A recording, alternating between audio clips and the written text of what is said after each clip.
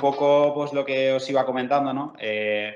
Pues bueno, en el momento en el que pues, me plantean por dónde empezamos, ¿no? ¿Qué hacemos? ¿A dónde podemos ir y qué podemos hacer? Pues bueno, hablamos un poco sobre minibásquet y bueno, pues gracias a la experiencia y a la suerte que he podido tener en diferentes contextos deportivos, profesionales y amateur y también a nivel de dentro de selecciones, bueno, pues varias temporadas, pues bueno, surgió un poco la idea de vamos a intentar abordar el tema de la técnica individual, que también es algo que normalmente suele generar cierta inquietud en entrenadores, sobre todo en minibásquet, ¿no? Entonces dijimos, bueno, pues vamos a intentar abordar esta temática desde una perspectiva más que de la propia técnica individual, del proceso que podemos seguir, ¿no? Y hacia dónde está evolucionando la ciencia y no Adrián Silla, sino hacia dónde está evolucionando el baloncesto y hacia dónde pues, cada vez pues existe un mayor número de investigaciones centradas no solo ya a nivel de metodología, sino también a nivel de didáctica y también de neurodidáctica, ¿no? Entonces, pues bueno, nos planteamos esta pregunta y yo sí que quiero pues lanzaros una primera frase, ¿no? Que creo que es bastante significativa y que, bueno, que yo creo que nos puede servir de punto de partida, ¿no? La práctica deportiva durante la etapa escolar tiene unas características diferentes a las realizadas por los adultos. Bien, si nos podemos analizar esta frase, tenemos que tener muy presente que la práctica deportiva durante la etapa escolar corresponde a la parte de minibásquet. Y cuando hablamos de minibásquet, y esta charla no es aplicable únicamente a contexto minibásquet, sino que es aplicable a un contexto verdaderamente amplio. Y os puedo decir, ya os digo, desde mi experiencia, que es aplicable en contextos incluso profesionales, ¿vale? Debemos entender que si la investigación va hacia que en la práctica deportiva existen diferencias significativas entre las diferentes categorías, pues bueno, tendremos que atender a esas diferencias, a esas necesidades de los grupos, porque al final los objetivos de la formación tienen que tener una idea clara, ¿no? Y con esa idea clara analizaremos y veremos un poco, sobre todo sobre el temas de contexto y demás, y la importancia y cómo adaptar y cómo descubrir esas necesidades a nivel de técnica y de cómo llevarlo a la práctica, ¿no? Por tanto, a nivel de objetivos de la formación, en un principio en esta formación tenemos que tener en cuenta pues, que disponemos de una hora y que lo que vamos a ver son pequeños tips que nos van a ayudar a identificar y que por tanto va a haber una parte súper importante vuestra de trabajo, que es intentar descubrir, intentar reflexionar y apoyaros en la ciencia para poder progresar. Es decir, lo que vamos a ver hoy cuando acabe la formación, no vais a saber entrenar mini de una forma espectacular. O sea, probablemente ya lo hacéis, pero el objetivo de la formación no es que acabéis siendo super mega cracks después de una hora, ¿no? Esto no es algo que se empieza hoy y en una hora ya soy super mega entrenador, ¿no? Esto no se va a dar, ¿no? No puede ser este un objetivo, ¿no? Entonces, el objetivo principal de la formación es que aprendáis a identificar qué es lo que puedo adaptar, qué es lo que puedo cambiar y qué es lo que puedo mejorar como entrenador, si así lo consideras, ¿eh? Si consideras que lo tienes que cambiar. En segundo lugar, conocer qué es aquello que compartes y que no, porque es posible que algo de lo que yo te vaya a comentar ahora durante la presentación no lo compartas. Bien, perfecto, si es que no pasa nada, si es que el baloncesto va de eso, ¿vale? Va de compartir, de analizar, de reflexionar, de evaluar y de probar y de errar, ¿no? Va de esto el baloncesto. Entonces, habrá cosas que os puedan, a lo mejor os convenzo y habrá otras que no, pero mi intención no es convenceros. Mi intención al final es animarte a conocer. Esa es me gustaría que fuera el mensaje, ¿no? Al final de la formación. Que no pretendo con esto convencer a nadie, sino que lo que quiero es animarte a conocer cosas diferentes. A lo mejor lo que veamos son cosas que ya dominas, que ya controlas. Pues oye, perfecto, ideal. Estamos encaminados en la línea, ¿no? Compartimos más cosas, ¿no? Ideal, ¿no? Pero bueno, es importante eso. No pretendo convencer, sino animarte a conocer, ¿no? Que al final es la idea. Y por último, pues dentro de ese animarte a conocer, pues a reflexionar sobre qué estás haciendo y cómo lo estás haciendo.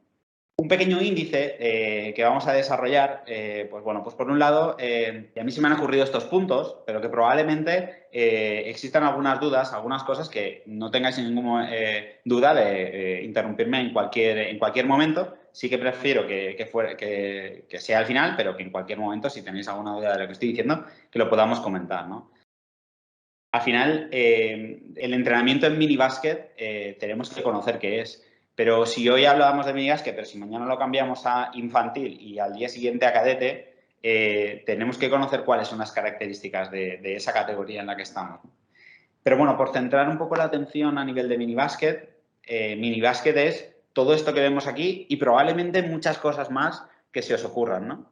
Pero bueno, minibásquet es velocidad, es intensidad, es descontrol, es creatividad, es ilusión, es error, es iniciación, es pasión, es juego, es motivación, es autoestima, es falta de atención, es desarrollo psicomotor, es desarrollo social, es hormonal, es divertido. Es decir, tenemos que conocer cuáles son las características que el minibásquet tiene por ser minibásquet en sí mismo, ¿no? O sea, tenemos que al final saber que el minibásquet no lo compone la palabra minibásquet. El minibásquet lo compone los jugadores que están, ¿no? Y las características principales a nivel psicoevolutivo y a nivel de desarrollo es necesario que nosotros como entrenadores pues conozcamos todo este tipo de detalles, ¿no? Pues si el deporte es rápido, es intenso, genera descontrol, hay falta de atención, hay falta de desarrollo psicomotor, hay pasión, hay juego, hay motivación, es hormonal,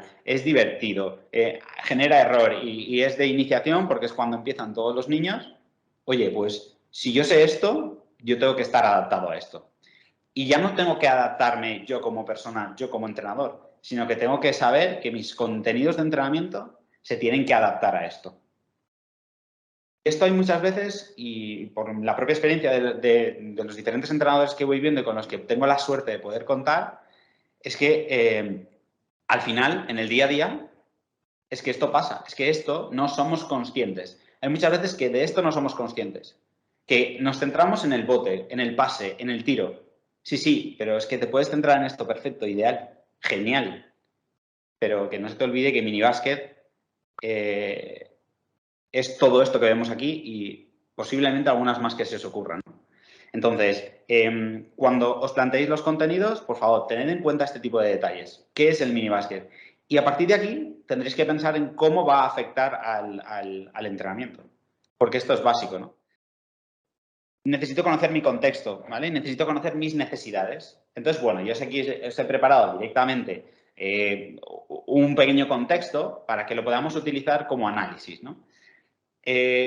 Si no conocéis vuestro contexto y no conocéis las necesidades de vuestro contexto, es muy difícil poder plantear un trabajo de técnica individual o de táctica individual, que yo, como aislado el término técnica individual, luego lo veremos, no lo comprendo en sí mismo. Luego intentaré explicar esta idea, ¿no?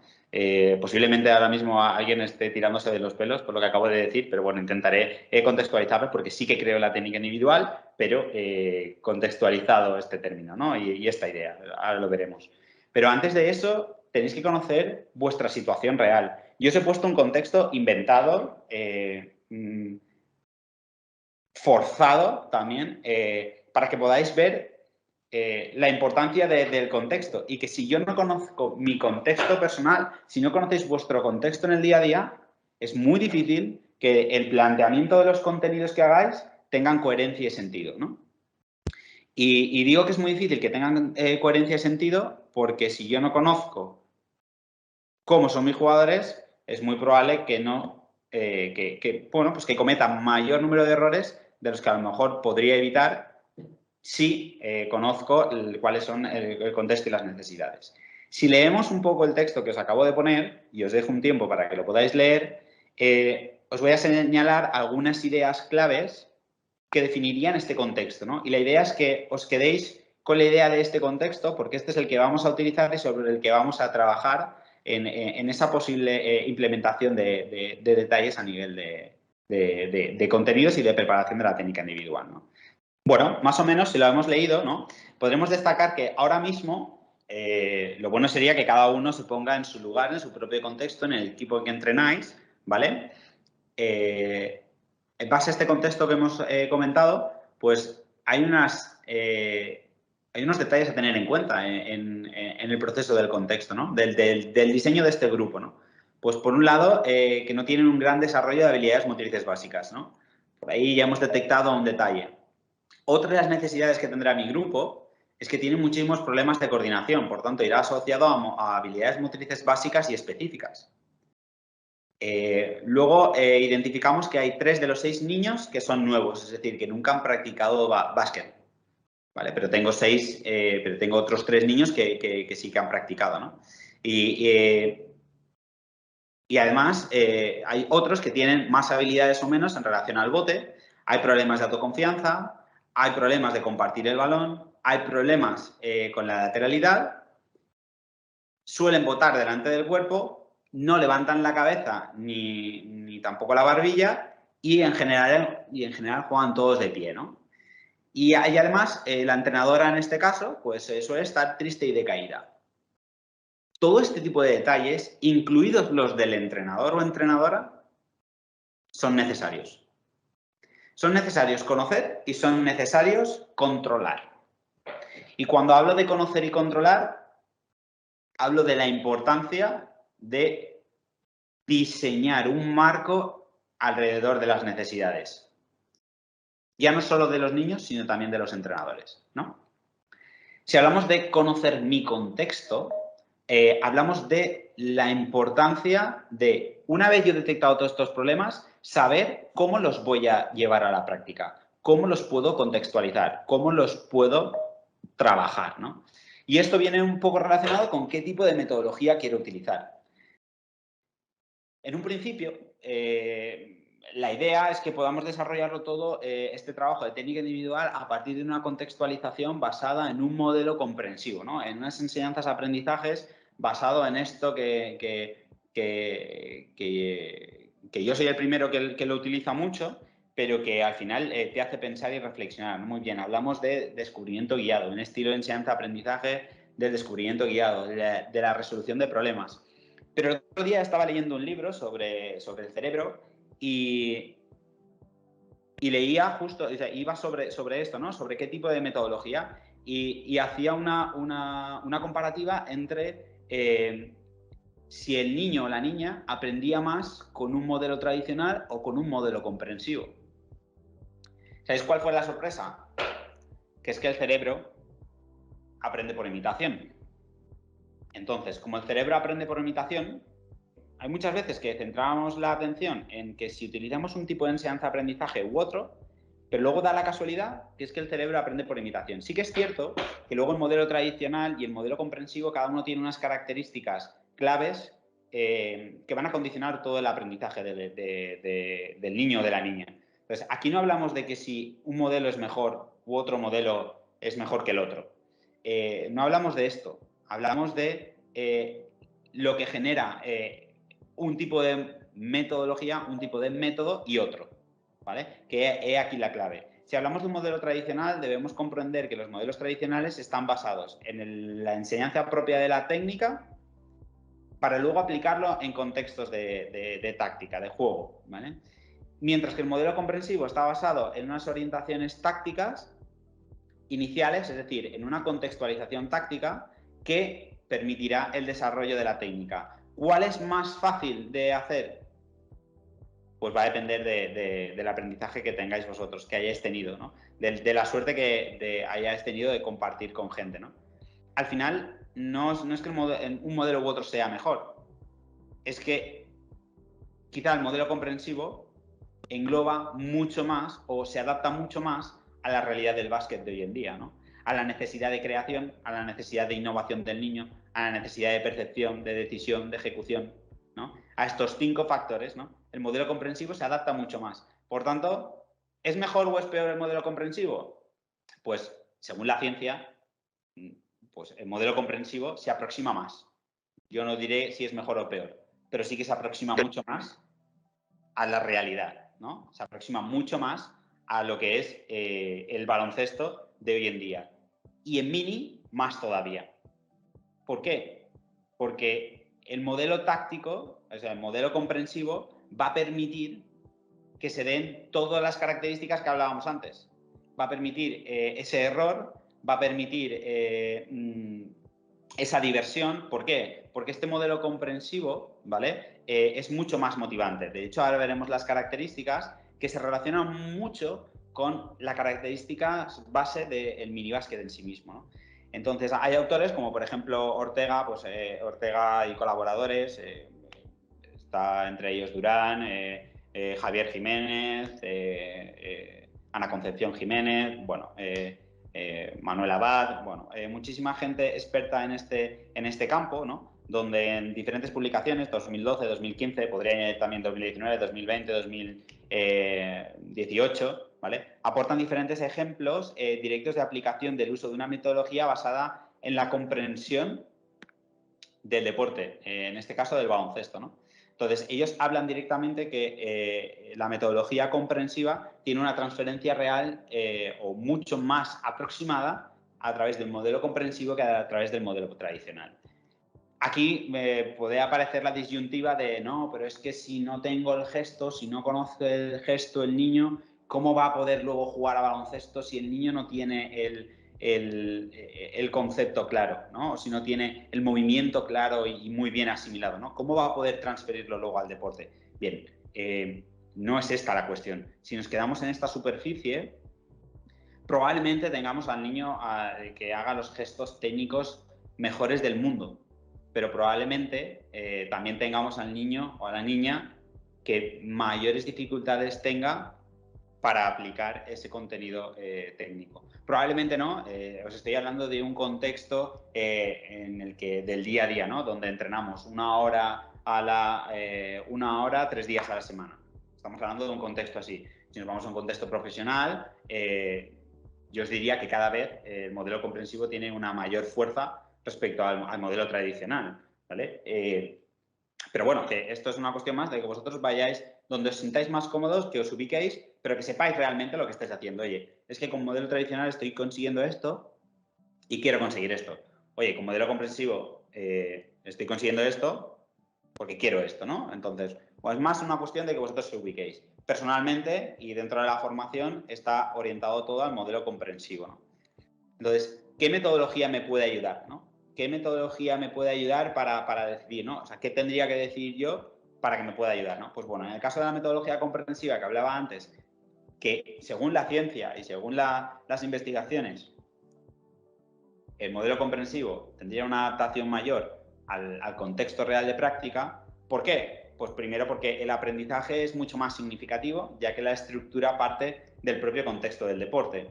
La estructura de aprendizaje promoverá la autonomía en los deportistas y su motivación. Es decir, es un modelo que va a ser mucho más motivante para el alumnado. ¿Por qué? Pues principalmente porque tiene la capacidad de poder, de ofrecerles espacios de recreación y de diversión al niño. ¿Por qué? Pues porque ellos pueden tomar propias decisiones, etcétera, etcétera, ¿no?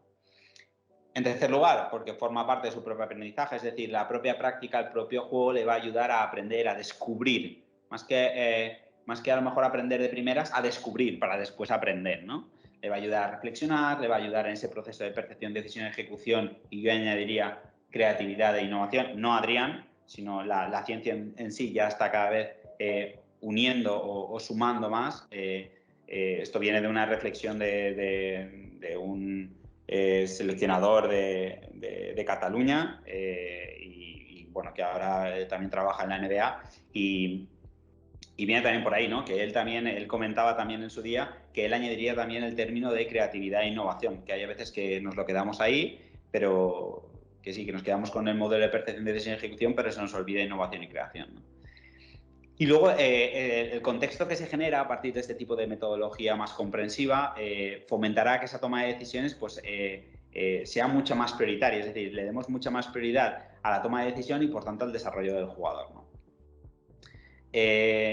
Bueno, os he dejado ahí una frase pues, para quien lo quiera, para quien lo quiera leer, pero bueno, al final la idea es que las características de este tipo de metodología van a ayudar a que ese proceso de enseñanza-aprendizaje ayude al jugador a comprender mejor la situación de juego, que al final es lo que nos interesa como entrenadores. Nos interesa es que los niños comprendan qué están haciendo. Una vez el niño comprende qué está haciendo, tendrá capacidad de ir ajustando los diferentes patrones motores que le ayudarán a seguir progresando. Pero me podéis decir, muy bien, Adrián, pero si yo tengo un contenido y yo soy un entrenador y quiero que aprendan a botar, a pasar o a tirar, pues tendré que enseñarles los movimientos específicos para botar, para pasar y para tirar.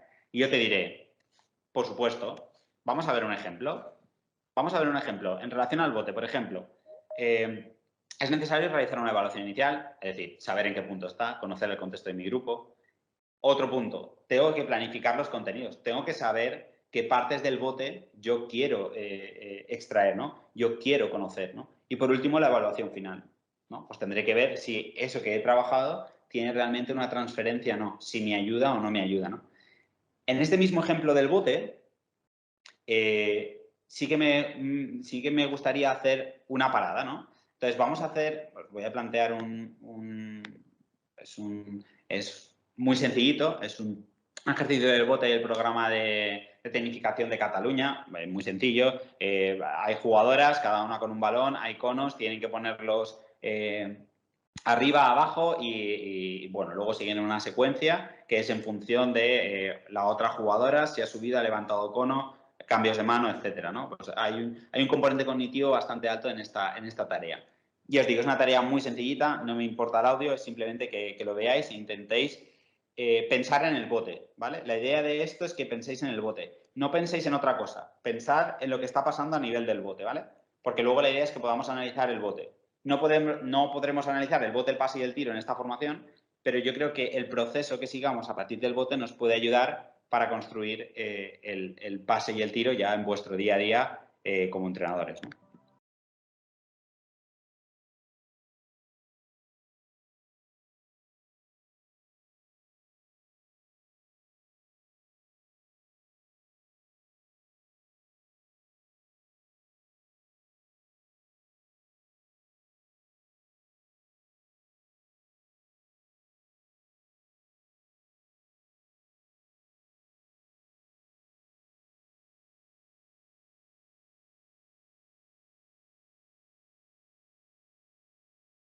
Vale, bueno, aquí en este vídeo, ¿vale? Nos tendríamos que hacer algunas preguntas ahora mismo, ¿no? Nos tenemos que primero decir, oye, Adrián, es que me has enseñado un vídeo que eso perfectamente puede ser técnica individual, pura y dura, con una metodología analítica pura y dura, porque es delante de un cono y delante de un cono hago un cambio de mano y no tiene ninguna transferencia. Bien, intentemos pensar un poco más allá, ¿vale? Esta tarea no está orientada al cono, está orientada al gesto, ¿vale? Y ahí es donde tenemos que ver las diferencias, ¿no? Centraos, ya os digo, no en la propia tarea en sí, sino en el bote, ¿vale? Que era lo que decíamos. Cuando hablamos de contenidos de entrenamiento, hablamos de bote en este caso, cuando yo voy a iniciar un contenido, yo tengo que plantearme, al final, tres cuestiones. Y el primero es, ¿qué habilidad requiere el bote? Y cuando hablamos de qué habilidad requiere el bote, no hablamos de que el bote no suba de la cadera, que los dedos estén abiertos sobre el balón, que el bote sea con la muñeca, que los dedos dirijan el balón en el bote, que el cuerpo... No, hablamos de qué habilidad requiere el bote. Es decir, si yo pongo a alguien botando y lo veo, a esa persona, a ese niño, a esa niña, o a ese jugador, me da igual, ese adulto, si yo veo a ese niño, tengo que saber identificar qué habilidades necesita para botar. Independientemente de que después el gesto técnico tenga que ser X, porque biomecánicamente al niño le puede ayudar más o menos para conseguir más o menos ventajas, ¿no? Tengo que pensar en cuáles son las habilidades que requiere el bote. Simplemente por votar, ¿qué se requiere, no? Luego tengo que pensar en qué situaciones del juego se da. Es decir, luego tengo que analizar, muy bien. Ya sé cuáles son las habilidades que requiere el bote. Perfecto. Ahora necesito saber en qué situaciones del juego se da. Muy bien. ¿Se da el bote cuando yo lo utilizo en baloncesto? ¿En qué situaciones se da? Muy bien, pues se da en un bote de progresión, se puede dar en un bote de conservación, se puede dar en acciones de 1 por 1, se puede dar en situaciones, oye, pues en finalizaciones al aro tras bote. Muy bien. ¿Y ahora cómo puedo trabajarlo? Y ahora tengo que saber dentro del propio bote cómo se estructura, cuáles son las habilidades necesarias para realizar esa acción que yo he identificado dentro de la situación de juego. Una vez he identificado cuáles son las habilidades necesarias a resolver o a adquirir, no es a resolver, es adquirir dentro de la propia situación de juego, podré empezar a pensar en cómo puedo trabajarlo. Y ahí en el cómo puedo trabajarlo, ahí es donde aparece esa creatividad e innovación del entrenador necesaria e imprescindible para poder construir tareas que tengan sentido, que tengan coherencia y que ayuden al niño o a la niña a desarrollar esa habilidad, ¿no? Si nos ponemos a pensar, ¿vale? ¿Qué habilidades requiere el bote? Yo os lanzo aquí algunas, probablemente algunas se os ocurran más, ¿no? Pero si nos ponemos en el ejemplo del niño con balón y botando, y pensamos cuáles son las habilidades que requiere el bote, ostras, pues a lo mejor me tengo que poner a pensar que no hablamos solo de botar, de coger un balón y tirar el balón al suelo. Es que hablamos de todas las habilidades necesarias para poder botar. Entre ellas, ¿cuáles están? Pues está el esquema corporal, y dentro del esquema corporal, ¿qué va a necesitar el niño o la niña para utilizar el bote dentro del juego? Oye, es que el niño o la niña para utilizar el bote dentro del juego va a necesitar primero desarrollar habilidades como desplazamientos con y sin balón. Va a necesitar trabajar la independencia sementaria. Va a necesitar descubrir su propio eje. Va a necesitar un proceso de lateralización, de reforzar esa lateralización que tiene el niño. Ojo, diferencia entre el proceso de lateralización y lateralidad. No es lo mismo. Una cosa es lateralidad y otra cosa es proceso de lateralización. ¿Sí? La lateralidad es la que tenemos, es derecha o izquierda, no hay más. ¿Vale? El proceso de lateralización es la capacidad de desarrollar habilidades que permita al niño o a la niña desarrollar con ambas manos. Por ejemplo, botar con la mano dominante y la mano no dominante. ¿Vale? Es decir, ayudar a ese proceso de lateralización. Ayudarle a que bote con la mano no dominante. Esto es una parte del esquema corporal. ¿Qué otro tipo de habilidades? Bueno, pues podemos pensar en habilidades motrices básicas y en habilidades motrices específicas. Si pensamos en habilidades motrices básicas, hablaríamos de que para botar es necesario equilibrio y ajuste corporal, es necesario que sepa desplazarse, arriba, abajo, derecha, izquierda, es necesario que sepa hacer giros, es necesario que tenga capacidad de poder combinar diferentes habilidades, es imprescindible que tenga coordinación oculomanual, balón, ojo, saber, espacio, distancias. Debe controlar las paradas y las arrancadas, porque es necesario en el bote. O sea, en el bote, en nuestro deporte, la aplicación del bote en el juego parte de paradas y arrancadas. No parte de saber botar estupendamente bien en el sitio haciendo 10.000 cambios de mano. El bote no va de eso en básquet. El bote va de saber controlar paradas y arrancadas. ¿Para qué? Para que los cambios de velocidad y de ritmo con el bote tengan una aplicación directa dentro del juego, ¿no? Y luego, pues como habilidades motrices específicas, pues la orientación en un espacio. Debe saber por qué vota en ese espacio. ¿Por qué está votando ese jugador en ese espacio? ¿Qué quiere conseguir votando, no? Percepción espacial y temporal, acciones que implican diferenciación segmentaria, es decir, uso de derecha e izquierda, y tener la capacidad de ir recordando secuencias temporales y sincronización de movimientos. Y aquí es donde vienen los detalles puros que hay muchas veces que nosotros como entrenadores, yo lo he hecho y he de reconocer que yo lo he hecho y llevo pues, 18 años ya con baloncesto y yo lo he hecho. Yo he puesto a niños, oye, pues cambia de mano porque vas a ser un super mega crack cambiando de mano. Sí, sí, pero es que ahora lo pienso y digo, ostras, es que qué gran cagada. Y perdonadme la expresión, yo estaba ayudándoles a recordar secuencias y a que sincronizasen movimientos, pero yo no les estaba enseñando a aplicar las secuencias temporales y la sincronización de movimientos dentro del contexto del juego. Ostras, qué gran error, qué gran error. Eso fue un error para mí. Eso fue, bueno, para mí es que eso ha sido un error. También os digo que esto forma parte del aprendizaje, ¿vale? Que es una cuestión de aprender. Entonces, una vez conocemos cuáles son las habilidades que requiere el bote, tengo que poder trabajar esas habilidades que requieren el bote. Y ojo, si tenemos la capacidad de poder desarrollar el esquema corporal, las habilidades motrices básicas específicas y generar patrones que ayuden al jugador a recordar secuencias y sincronización de movimientos aplicados, el trabajo nuestro a nivel de técnica individual va a ser únicamente de acompañamiento. Hay muchísimas investigaciones que hablan de que cada persona, cada jugador necesita o tiene una serie de necesidades biomecánicas. Es decir, un gesto técnico no es igual nunca.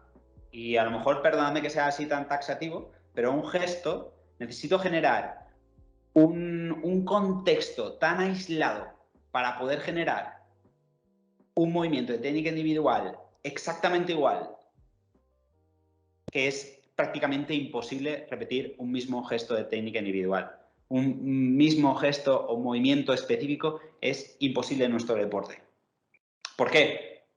Porque influyen muchas variantes, muchas variables, como el espacio, el tiempo, el número de jugadores, el cansancio, la fatiga. Existen tantas variables alrededor de una misma toma de decisión que aislar los movimientos no tendría sentido, ¿vale? Por tanto, sería importante contextualizarlo. Y veamos un ejemplo, ¿vale? Entonces, ¿cuáles son las situaciones de juego en las que aparece ese contenido? Muy bien, hemos hablado del bote y ya sabemos las habilidades que se requieren para el bote. Ahora necesito saber en qué situaciones de juego observo yo o me interesa a mí o por el nivel de mis jugadores de vuestro contexto os interesa desarrollar, ¿no? Pues a lo mejor pues voy a pensar, oye, tengo que pensar en qué situación en el juego está implicado el bote, ¿no? ¿En qué situaciones quiero que se dé? Bueno, yo os he puesto un ejemplo, pero que probablemente vosotros pues se os ocurran miles de ejemplos más y probablemente cada uno para su contexto pues podrá sacar una idea u otra, ¿no? Entonces, puede ser previo a una finalización, pueden ser en situaciones de contraataque, en mantener el balón en un espacio, en avance de un nuevo espacio, protección del balón, en uno por uno. Bueno, estas son situaciones de juego en las que se puede utilizar el bote. Oye, ¿qué tipo de bote necesito para poder desarrollar esto? Porque luego dentro del bote necesito contextualizar un poco, ¿no? Oye, pues necesito bote de progresión o de conservación o de protección o ¿qué tipo de bote necesito? Y ahora, una vez identificado todo esto, necesito saber cuál es el objetivo que quiero conseguir con el bote. O sea, ¿qué quiero conseguir? Yo en el bote, muy bien, he identificado situaciones que se dan en mini básquet, que principalmente son estas que veis aquí. Es el 1 por 1, es previo a una finalización, en situación de contraataque, mantener el balón en un espacio, avanzar a un nuevo espacio y protección del balón. Básicamente en mini básquet se suelen dar estos. Probablemente hay alguno más que se me pueda escapar, pero vamos, principalmente existen estos, ¿no? Entonces, ¿cuál es el objetivo que quiero conseguir? Pues una vez conozco las habilidades necesarias y las situaciones de juego en las que se pueden dar y el tipo de bote que quiero desarrollar, pues tengo que definir cuáles son mis objetivos, qué quiero llegar a conseguir, ¿no? Bien, pues ahora tengo de nuevo el vídeo. Entonces, ahora con esta idea que acabamos de ver, vamos a intentar reflexionar sobre esto, ¿vale? Os pongo de nuevo el vídeo para que lo veáis, pero que lo veáis ahora desde la visión de las necesidades a nivel de habilidades y las situaciones de contexto en el que se puede ocurrir este tipo de tarea. Ya os digo que es una tarea sencilla, que no requiere gran cosa y que probablemente a nivel de metodología pues quepan posibilidades de modificación, de adaptación, etcétera, ¿no? Pero, por favor, haced este análisis. Si me acompañáis en este análisis, yo creo que tendréis capacidad de poder ir desarrollando nuevas ideas futuras, ¿no? En relación también a otros contenidos, ¿no?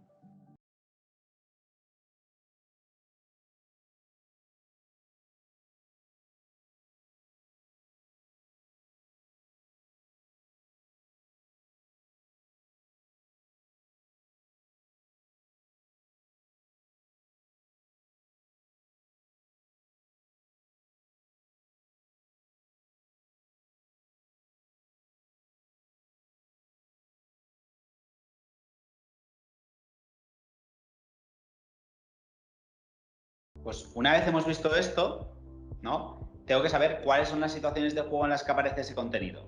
Analizando esta tarea, si nos pusiésemos a pensar en qué situación, en qué contexto de esta tarea aparece la situación de juego. Pues probablemente existen situaciones de juego donde sea necesario el cambio de mano para ir a un nuevo espacio. Probablemente esta situación se puede dar en situaciones de 1 por 1.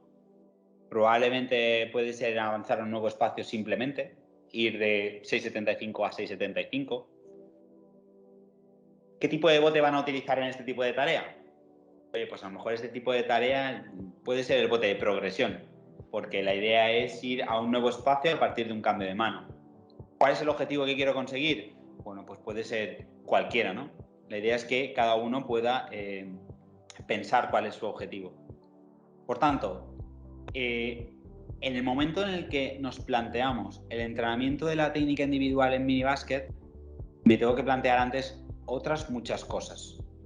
Cuando hablamos de técnica individual, no podemos quedarnos en la superficie de pensar que la técnica individual es simplemente que la mano se coloca a la derecha, a la izquierda, que no puede sobrepasar el balón, la línea. Estamos hablando de minibásquet, chicos.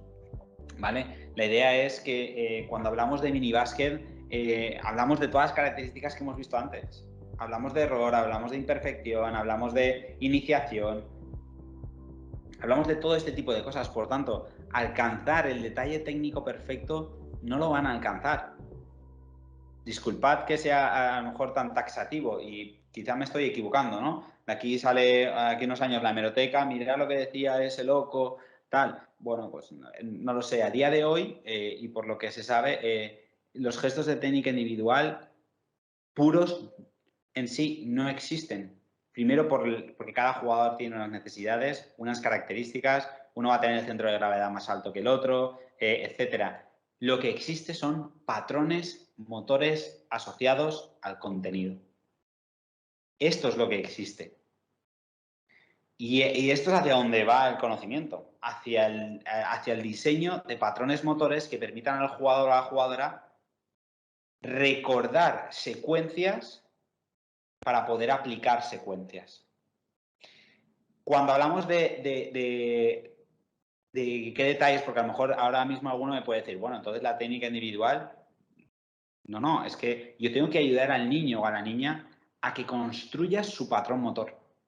Y cuando hablamos de patrón motor, disculpad que a lo mejor me he metido en temas que de patrones motores tal sin haberlo explicado. Cuando hablamos de patrón motor es toda aquella cadena de movimientos que realizamos para, pues, por ejemplo, andar, ¿vale? Para andar es necesario que la cadera y las piernas se flexionen, que exista flexo-extensión de cadera, es necesario de rodillas, de los tobillos, es decir, es necesario que exista un patrón de movimiento X que ayude a que podamos andar, ¿no?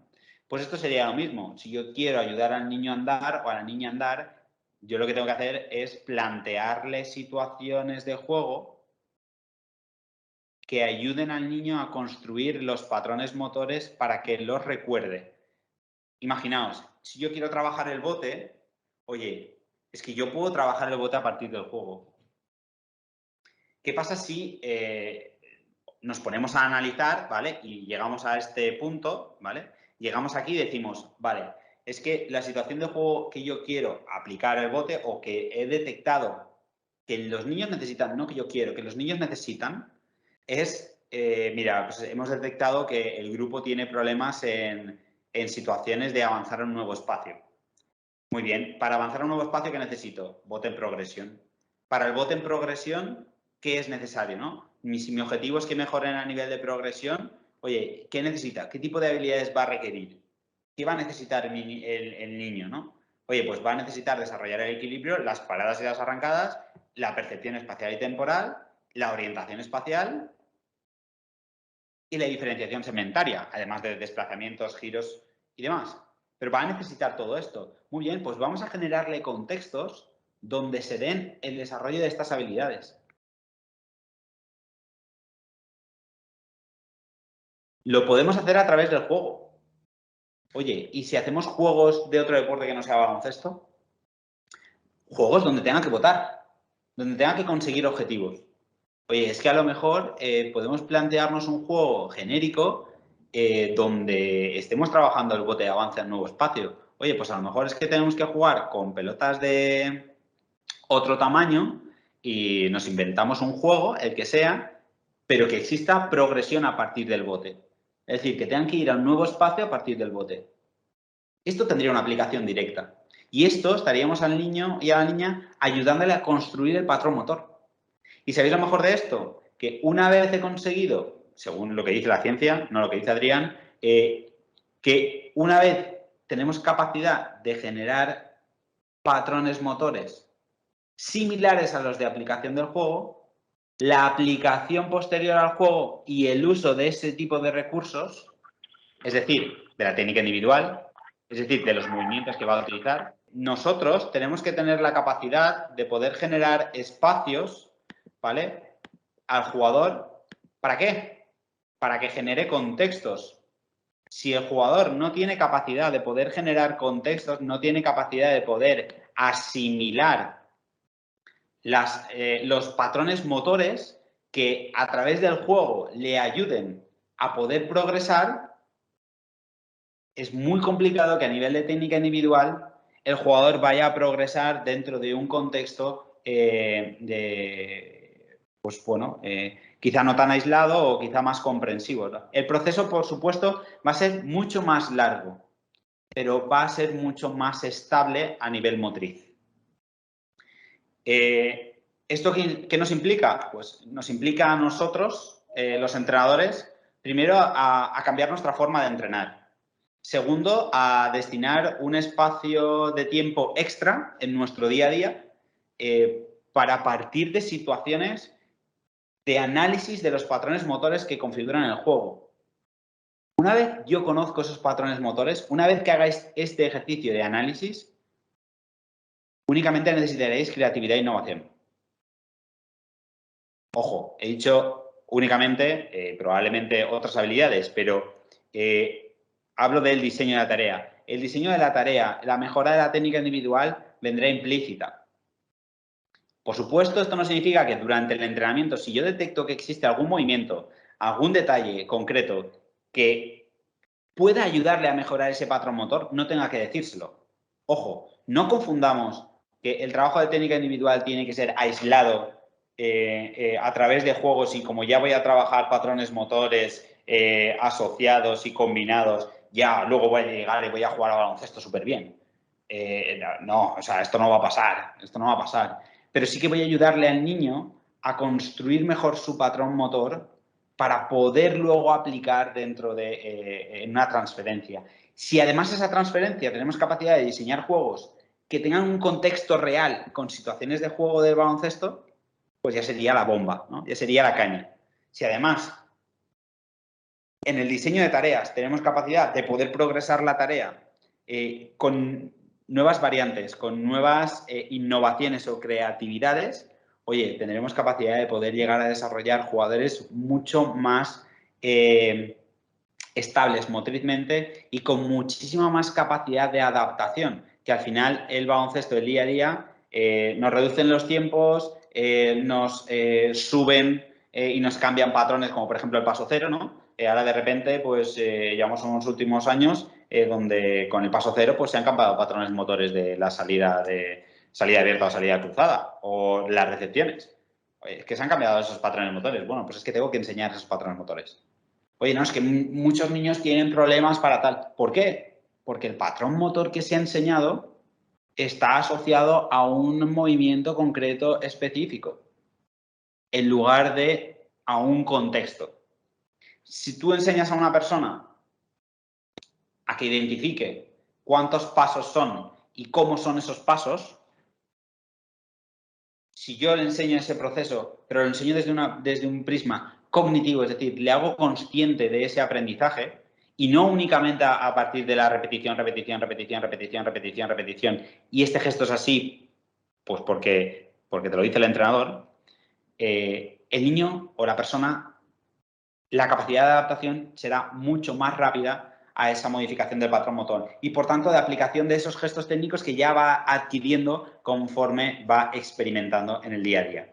Quizá a lo mejor es demasiado complejo esto que estoy hablando o quizá a lo mejor es más que complejo, abstracto, y que es importante, pues, oye, no, Adrián, es que me encantaría poder ver, que me enseñes un ejemplo o que tal. No, es que el ejemplo lo tienes que crear tú. Al final, tener la capacidad de poder diseñar, adaptar, crear e innovar va a depender de tu praxis. Es decir, conforme vosotros vayáis descubriendo en todo el proceso, obviamente el proceso tiene que ser un proceso a consciencia. Tenéis que ser conscientes de lo que estáis haciendo. Oye, es que puedo plantearme directamente juegos de persecución con bote y que tengan un objetivo final que sea meter la canasta. Bueno, pero es que ya estoy en juegos de persecución, ya voy a crearles un patrón. ¿Sí? Al final la idea es partir de conceptos globales, diseñar patrones y ayudar a que ese patrón motor cada vez sea mejor. ¿Cómo voy a ayudar? Primero, a través de tareas que ayuden a esa contextualización. Y en la contextualización hablo de que debe existir defensa. Más que defensa, oposición. Y cuando hablamos de oposición no hablamos de defensa, hablamos de oposición. Es decir, hablamos de alguien que me impida conseguir mi objetivo o algo que me impida conseguir mi objetivo fácil. Por ejemplo, si yo tengo que ir de un punto A a un punto B, no es lo mismo ir del punto A al punto B si tengo a alguien que me puede tocar y entonces ya no puedo llegar al punto B. Ya no voy a poder llegar tan fácil, ya tengo algo que me condiciona. Eso es oposición. Y eso es clave en este tipo de metodología, ¿no? En este tipo de aplicación. Pero no ya tipo de metodología, sino de contextualización dentro de la práctica. Sin eso es muy complicado poder construir. Así que, bueno, a nivel de conclusiones, conoce tu contexto y define sus necesidades, analiza los contenidos que quieres enseñar, no te quedes en lo superficial del contenido, indaga y crea nuevas formas de entrenarlo. Y con esto, pues, con esta frase de Picabo Street, pues me gustaría acabar, que es para descubrir tu verdadero potencial, primero debes encontrar tus propios límites y entonces debes tener el valor de ir más allá de ellos, ¿no?